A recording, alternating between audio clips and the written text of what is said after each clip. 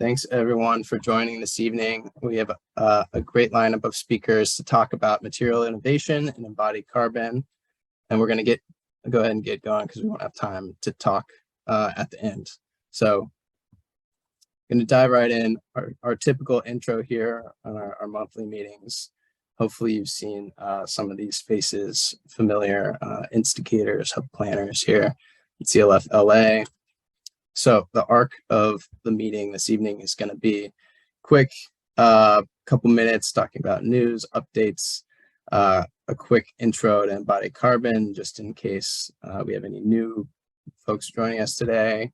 And then we're going to dive right into short presentations by 5 very exciting new companies innovating in the embodied carbon space. And after that, we're going to have time to break out into some discussion groups. So quick pause for updates. Obviously, since we last spoke, it was a pretty exciting development with the Inflation Reduction Act, and hopefully some more funding going to some of this this research. As you can see here, a lot of this on the screen is showing electrification and other things we've gotten used to seeing, but there's also very exciting stuff on low carbon materials and in general, a lot of zeros up there. So excited to see that. That was the only news piece. If anyone has any other quick news items they'd like to share, I'd open the floor to that briefly. And if not, the other thing we'll drop in the chat is a couple of links to some CLF papers that have been published about innovating within the embodied carbon space as well. So with that, okay, quick intro on embodied carbon. Sandy, are you here? Are you able to join yet? Give it a 3 count, 2, 1. Okay, I'll do this super quick. I think if you join this, you probably have some familiarity with the topic of embodied carbon. But so we're all on the same page. We're talking about emissions produced during the manufacturing and construction process of our materials. And it's really important because it's sort of been an overlooked piece of the carbon puzzle in the building industry. And it's a pretty big part of the pie. So we have a great drawing here by our own Laura Carnath, who instigator and planner for the CLF Hub, showing what this means graphically. So we're thinking about the whole life cycle of our materials, not just what shows up to site. And it's critical because looking at the time value of this carbon, when we're talking about new buildings and we're projected to double our building stock by 2060, that the majority of emissions from those buildings will actually come from embodied carbon at the actual production of the materials rather than operational carbon. We're going to continue to see this as our grids get cleaner, and then the IRA bill continues to clean up the grid. We analyze these things using life cycle assessment, very important tool.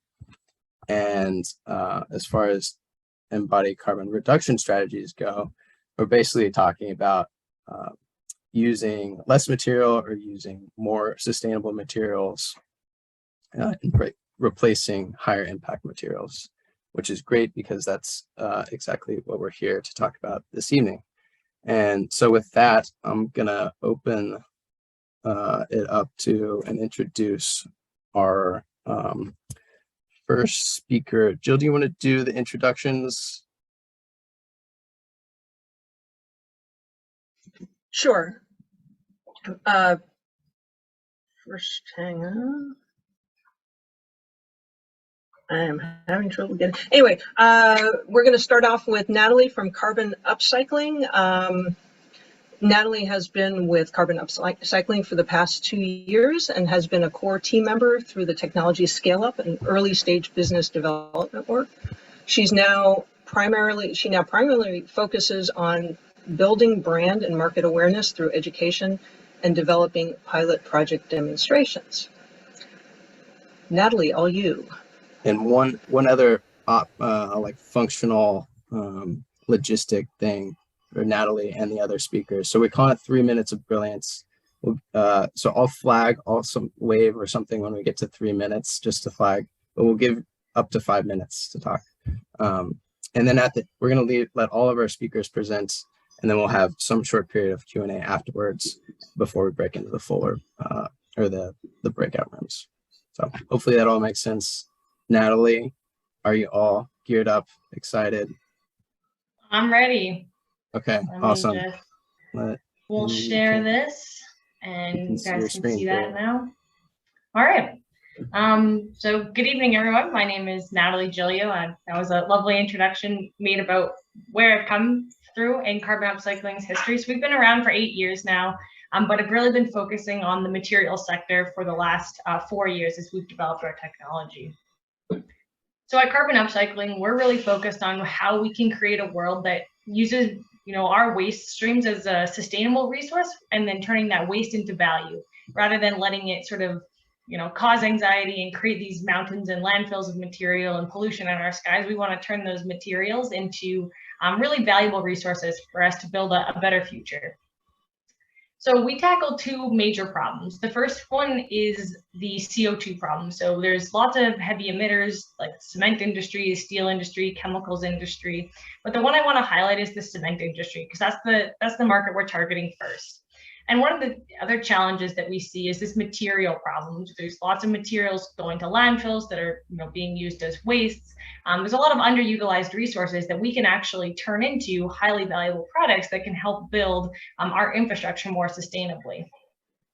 So what carbon upcycling does is we turn these ubiquitous, low value industrial waste byproducts or natural minerals into CO2 enhanced cement replacements. So we look at, glass, fly ash, steel slag, biochars, aggregate fines, you name it. If somebody's put it in a pile and doesn't want to use it for anything of value, carbon upcycling is really keen to figure out how do we capture CO2 into that and turn it into a cement replacement. And so, over the last 4 years, as we've been targeting this cement sector, we've captured the attention of some of the biggest players, the Cemexes, the Lafarges, the Oxys, the CRHs, the Burncos of the world. And what we're really targeting is this massive market that they've highlighted, not only from sort of a global deployment standpoint, but from all the targets that are being set around net zero and reaching those targets. So there's a big, massive market there.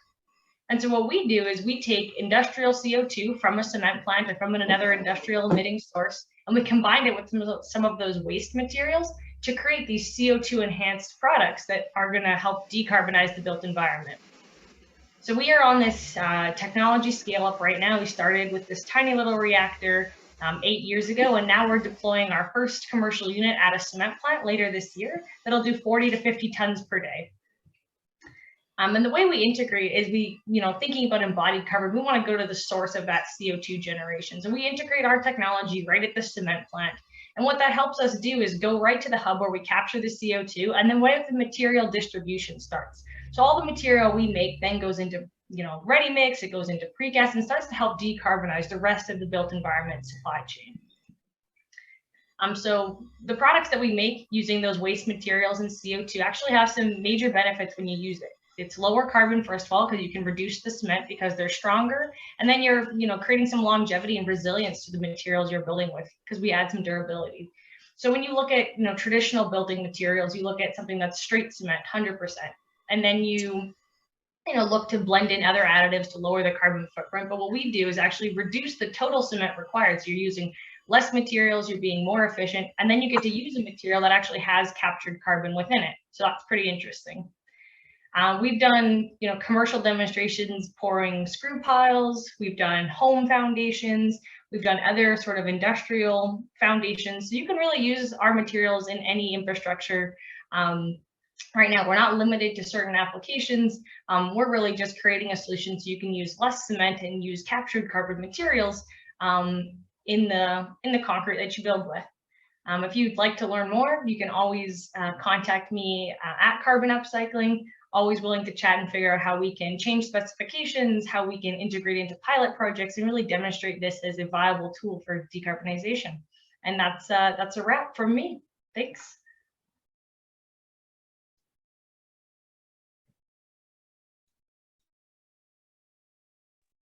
Awesome, thank you. Next up is Nich Allan from Bamcore. Nich is Bamcore's Director of Product Development, he's a professional engineer who helps produce carbon storing building products. Nich, over to you. Hi, thank you. I'll share my screen. So I've worked with Bamcore about 5 years now. Before that, I was a structural design engineer, mostly doing wood buildings. And I've been heading the product development of Bamcore during that time and helping improve our existing products and develop new products and work on our sustainability. We believe that beyond just reducing the amount of embodied carbon in building products, we can use building products to store sequestered atmospheric carbon, and that doing that with yearly agricultural crops is the best method forward. And our focus is bamboo, which grows very rapidly and has stiffness and strength much greater than existing wood products and can be used in a wide range of different products. The one product we focused on so far is this wall system, which you can see in the main page I'm sharing here, where in addition to storing atmospheric carbon and having really low embodied carbon, we can reduce the framing factor in the walls and have very high insulated values for a wall system that also has very low operating carbon during its use. So some of the attributes, we can make these walls stronger than a conventionally framed timber system. It lends itself really well to prefabrication because it's a panelized wall system. So we can also CNC cut all of these panels in a factory and provide pre-cut material for the job labeled, so that can be erected very quickly and with very little issues in the field. We have better thermal performance than the 2x-frame wall. In California, we can be used in all of the different climate zones without any rigid insulation around the face of a building, which is now pretty much required for conventionally framed buildings for residential. We have very good acoustic performance just by having a large mass of wood in a flat plane with very little transmittance through frame between the two sides. And bamboo itself can grow more material per year on a plot of land than wood. When you harvest it, you don't kill the plant, you just take some of the culms from a bamboo clump. So it really acts like an agricultural crop where you're harvesting the same land every year, and you don't have large off-gassing events where you leave lots of leaves and roots behind that then rot and re-off-gas. We just have some general upfront savings. We can, I think probably the next page actually illustrates it a bit better. We can eliminate most of the framing in the wall, so there's less labor in the field and less thermal transmission. We have 2 parallel panel runs in the wall system. So for most projects, you can eliminate drywall on the inside and use the panel itself as the finished surface. And then on the outside, when you're applying siding, you don't need to look for studs to fasten the siding to. So you can reduce some of the waste for siding products where you have to cut them to the location of the framing behind the wall. This is kind of a 3D view where we have the 2 parallel panel runs. Currently, our panel has 2 layers of bamboo on the face of each panel with wood in the center. And that's so that we can produce a large volume of material while we have limited bamboo production or bamboo supply. But as we increase our bamboo supply, we plan on making products that are more purely bamboo than a combination of wood and bamboo.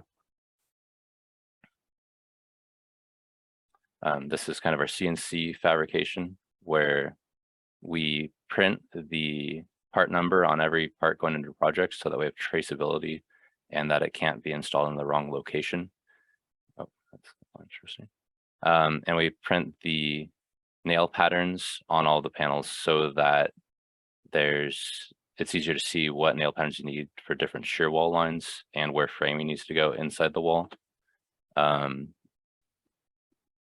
And for electrical and plumbing, we work with the contractors to see where they want to install all of their electrical lines and plumbing lines before it goes to the job site, so that we can print those on the panels as well, so that there's less skilled labor required on the job site and less chances of delays where labor isn't available. 15 seconds, Nick. Okay. I think that's pretty much all I wanted to show. Really quickly, I just wanted to show embodied carbon over time, or sequestered carbon over time, where yearly crops don't have large off-gassing events, but if you use timber, there's a large off-gassing event before the tree can regrow, and you don't actually store more carbon than you harvested or used until further in the future.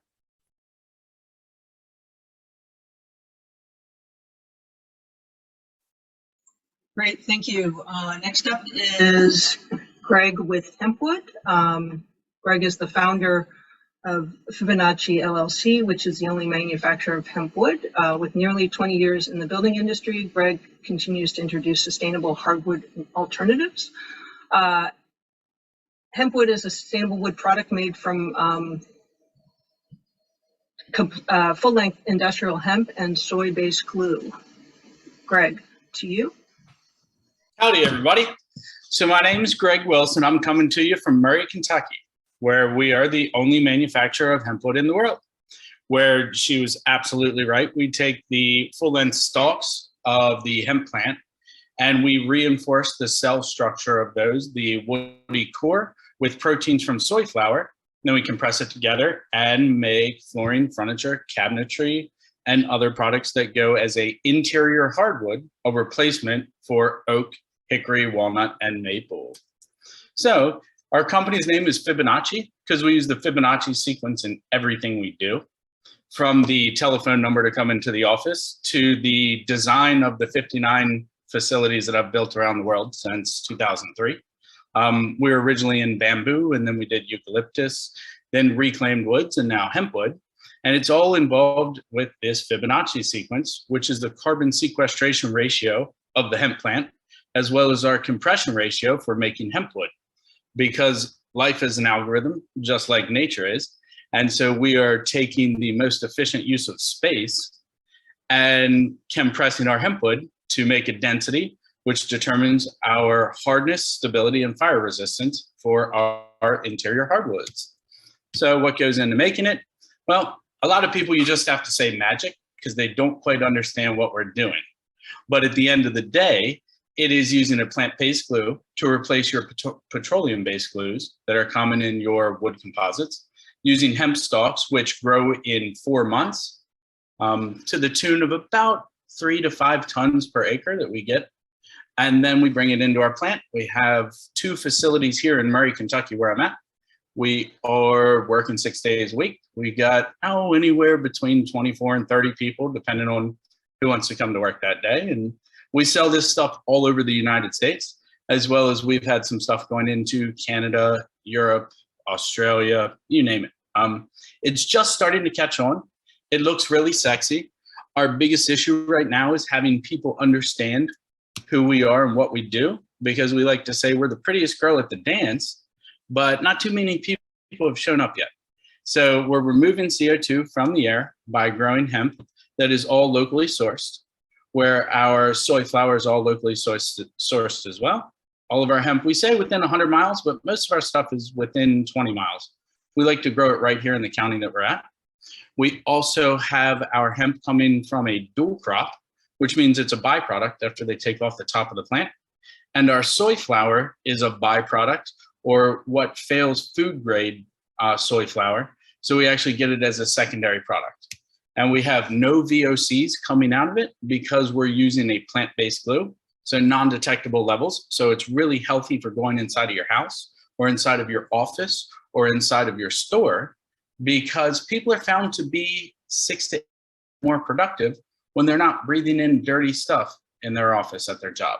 And so it actually helps out with a lot of the tech companies and things like that that are getting into how do we have a healthy work environment for our employees, because they can get a little bit more out of them without anything actually happening. It kind of goes back to casinos used to use that with pumping oxygen into the casino to keep you awake and keep you gambling. Well, you can actually just have clean materials inside of your home or your office, and it actually keeps you more alert and keeps you on top of the game. Our energy is created with hydro coming from the Kentucky Dam, where we purposefully built our facility. We're about 16 miles from the Kentucky Dam, so we have hydroelectric. And then our thermal energy is created by grinding up our waste, and we turn that into our thermal energy by heating a fluid, which then goes to our ovens, dryers, kilns, and building, and then circles back to get heated again. And we have biochar that comes out of it, which we use as soil remediation for growing the next year. And we're working towards a zero waste system because we sell our sawdust, our sand dust, and our waste hemp that doesn't go into the bioburner for animal bedding, and the sawdust and sand dust to go into hemp plastics.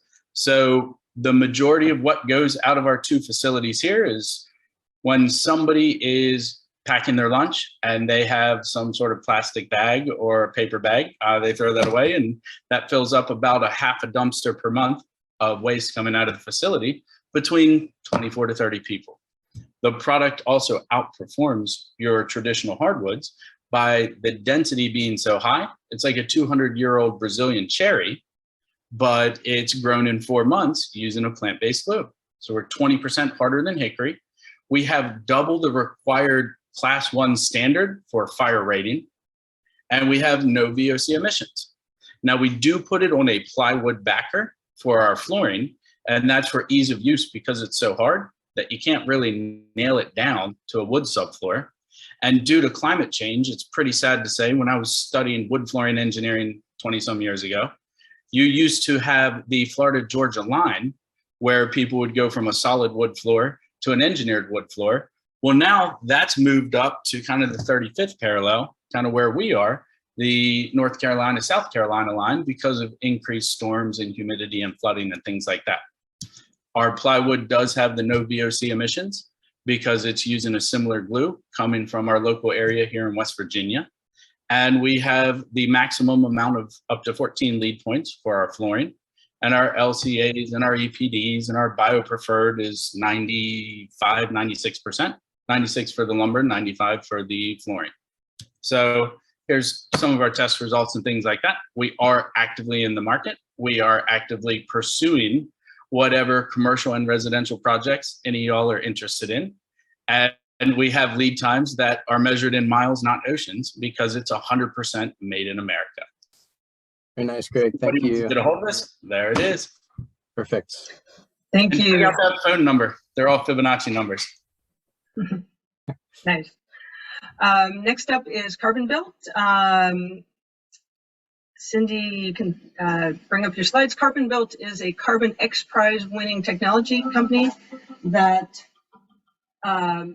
enables production of ultra low carbon concrete products through cement reduction and CO2 mineralization.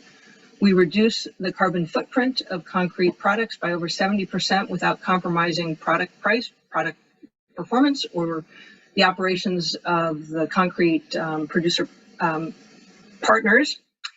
Cindy is CarbonBuilt's head of product, responsible for driving revenue and growth to the concrete producer partners.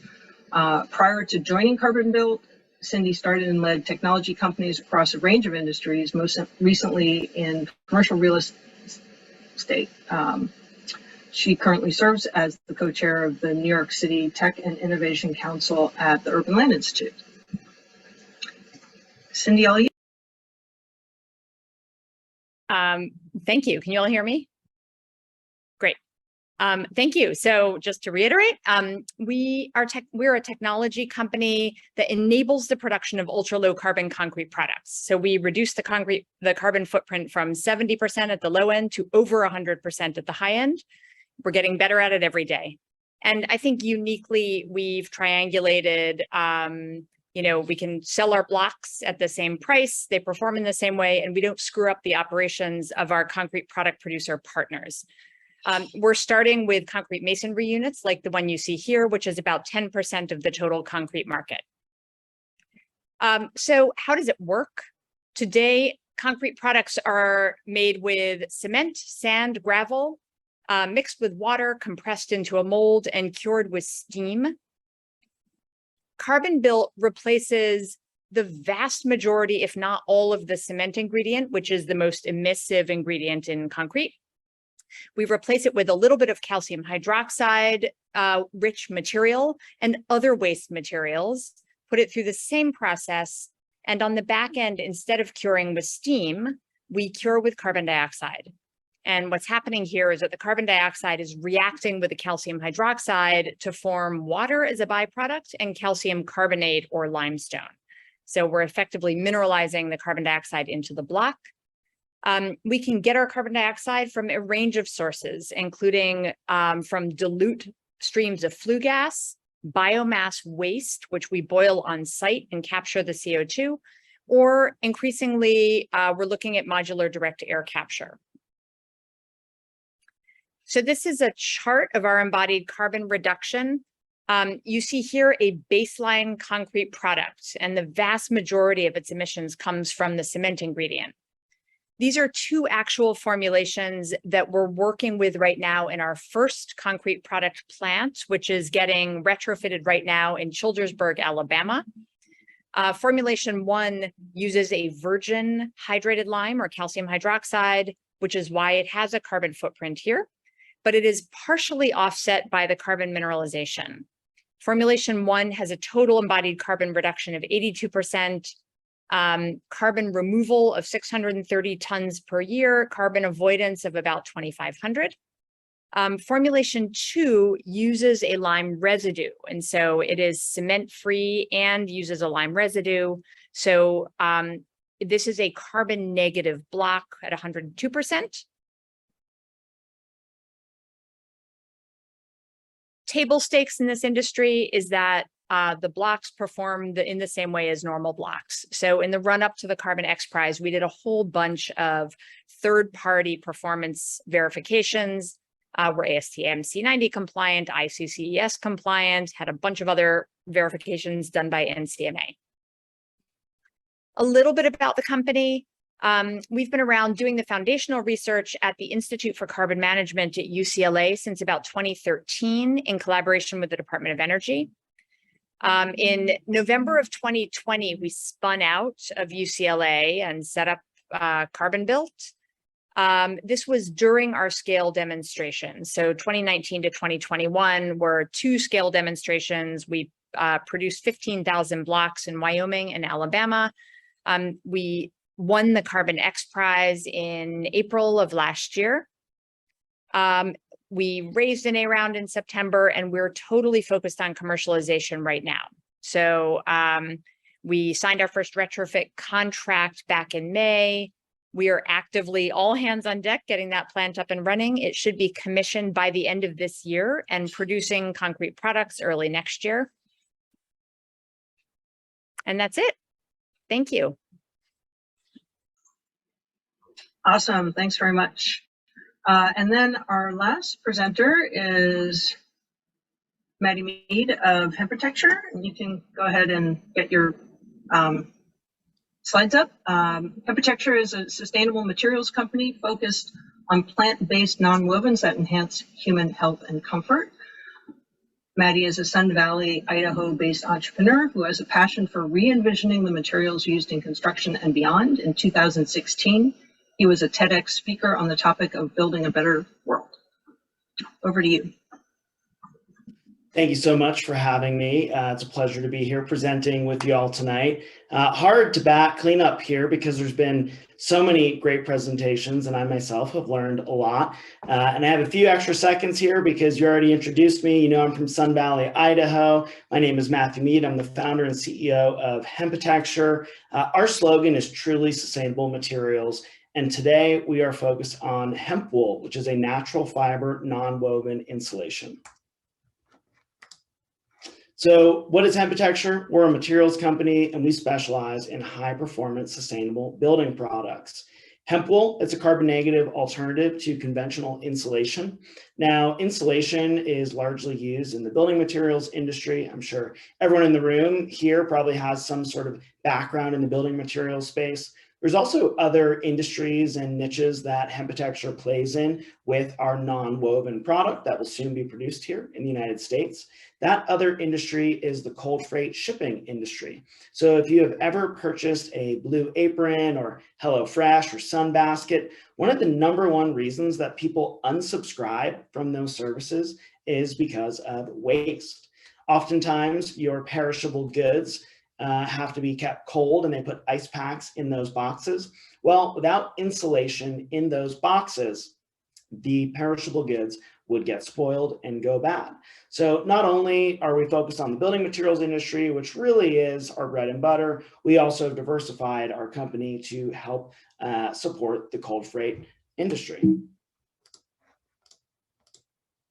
So I'm going to talk a little bit about our sustainable journey. While today we consider ourselves a non-woven company that is producing the insulation you actually see behind me in our office, HempWood, it's not the first product we focused on. We began with a biocomposite building material called hempcrete. Hempcrete is not a replacement for concrete, so the term hempcrete may be a little bit of a misnomer. Some people call it hemp lime. Hemp lime is a cast on-site building material that's combined from the inner wooden core of the hemp stalk and a limestone-based binder and water. When you combine these three things together, a reaction occurs that actually pulls in and offsets carbon dioxide and stores it into the building material itself. It's an incredible building material. If one day I'm ever so fortunate enough to build my own house, you can bet that there will be some element of hempcrete in it. But hempcrete, it's difficult to implement because it's a little bit outside the standards that we have in the United States and requires really specific trade expertise to complete a project successfully. After about 5 or 6 years of being a traveling hempcrete company and building over 20 hempcrete homes across the world, including a home designed by Kanye West's architect, Axel Vervoet, we decided to transition our company to natural fiber insulation, which is a one-to-one replacement for conventional insulation such as fiberglass. So HempWood, it's healthy, it's plant-based, and its growth absorbs carbon dioxide while also making homes more energy efficient. Our material feedstock, it offsets 9.8 tons of CO2 per acre. Let's talk a little bit more about the impact reduction. You know, Carbon Leadership Forum really is leading the charge on embodied carbon. Why use a material like hemp wool versus a material like rock wool? Well, I'm going to make a long story short here. 3 square feet of hemp wool offsets 2.2 pounds of carbon dioxide. The same amount of rock wool comfort bat emits 10 pounds of carbon dioxide. So not only can you save energy in the operations of your home, while also contributing to indoor air quality and a healthy environment, you can also store carbon in the building materials that are helping you save energy. Right now, we're at a really exciting crux in time in our business. We raised just about a $5 million seed round that closed on April 30th, which is building out this factory that you see here. My title may be CEO, but there could be a slash on there. I'm a bolt turner, I'm a problem solver, I'm a general contractor. I'm doing a lot of things to help realize the build out of this facility. Today's presentation gave me a great reason to get out of the facility and get back into my office, but it has been really fun to see our manufacturing facility come alive in Twin Falls, Idaho. We anticipate to be operational by the end of 2022, and our facility, from an electricity perspective, is powered by 100% renewable energy. We also are a USDA bio-based certified product. Our product is actually 89.9% bio-based, so we show up as 89% bio-based here, but in the future, we intend to transition our product to become a 100% bio-based product. This helps qualify our product for LEED points, which helps it get involved in more projects across the United States. We do have a path to compliance as we get our building material manufacturing facility set up here in Idaho. ICCES and various ASTM standards are some of the boxes that we intend to check with our thermal insulation product.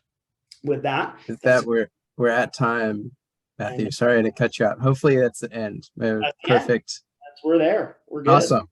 Nice.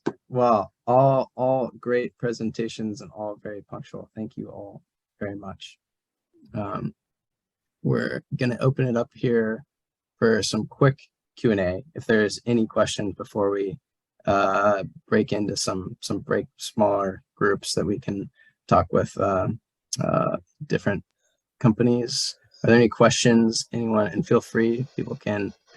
I've Yes. some questions. Basically, it's to everyone, whoever wants to jump in. Regulatory hurdles. Are there any to your products, or are you finding that non-issue? I think for us, when we look at treating materials that are already specified as cement replacements, like fly ash, we don't change the chemistry enough to warrant, a new classification. But when we look at alternative waste streams that aren't currently utilized, so when we're pulling material out of landfills or sourcing them from other industrial byproducts, that's where we see that, a need to specify new materials for use in concrete. So yeah, that's definitely a hurdle. I mean, testing takes, years in this space. So it's definitely a hurdle. I think Greg and I can both speak to some of the regulatory challenges that we face in our industry, utilizing industrial hemp as a feedstock for our building materials. Industrial hemp was made federally legal in 2018. Greg's state of Kentucky was actually one of the first states, if not even ahead of the federal legislation, to legalize industrial hemp. But subsequently, there's been the need to promulgate state rules, get USDA plans up and going, and even the stigma around industrial hemp, which I'll remind you is uniquely American. You can go to any other country in the world and they view industrial hemp as something that Americans do not, which goes way back to the Marijuana Tax Act. Those regulations really have challenged, I think, the growth of the hemp industry. So that's something that we're currently dealing with. Yeah, our product is a new building system that's different than other existing building systems. So we've had to do a lot of third-party testing to show equivalency and give design values for our walls. So we've done a lot of like E72 compression and transverse testing and some cyclic racking tests and various other tests as well. And for CarbonBuilt, we have to do NCMA and other tests every time we make a new mix design for one of our new plants. So we do that once, and once we get certified, we can make blocks. At HempWood, we were used as the guinea pig for about 5 different federal agencies to figure out the regulatory side of the hemp industry. Before it was federally legal, we had the EPA come down and try to certify what needs to be done for hemp manufacturing, whether you're an agricultural processor or industrial, which led us into getting sued by the USDA. That was pretty fun. When we were creating our renewable energy, we had to get a grant for our bioburner. And that grant, when burning hemp sawdust, was deemed to be federally illegal, which led to a string of court cases, which got our HempWood deemed to fall outside of the Controlled Substance Act of 1970, as well as the 14 and 18 Farm Bill. So we didn't have to get a hemp processing license anymore, about 19 months of court cases, because we were deemed to be the exact same as hemp rope or canvas sacks. So the federal government had OSHA come down and set their hemp manufacturing standards based off of our facility, and just a bunch of people kind of poking and prodding, trying to figure out what we were doing. What were these crazy guys down in Kentucky turning hemp into building materials? It's calmed down a lot since Maddie was talking about with the Farm Bill making it federally legal. But everything from our name having to be Fibonacci because we couldn't bank or we couldn't ship across state lines under the term HempWood before it was federally legal, all the way to how we actually have to do drug tests. I used to have to take a drug test when I was technically living in China with the bamboo facilities, but had a state processing license in Kentucky, and it didn't fall under the Kentucky state troopers. So I had to go to the FBI to get my background check and drug tests and things like that. So it was the absolute Wild West, and now it's becoming somewhat accepted across the building industry in the United States, where people in Canada or Europe just find that story to be crazy. A brief plug for if you guys haven't listened to a Trace Materials podcast out of Parsons Healthy Material Lab. Their first season was all about hemp and goes into the crazy story of how hemp got delegalized in the 30s, and it's you can't make this stuff up. I have more questions, but I want to open it up to everyone else while we have before we break into breakout rooms.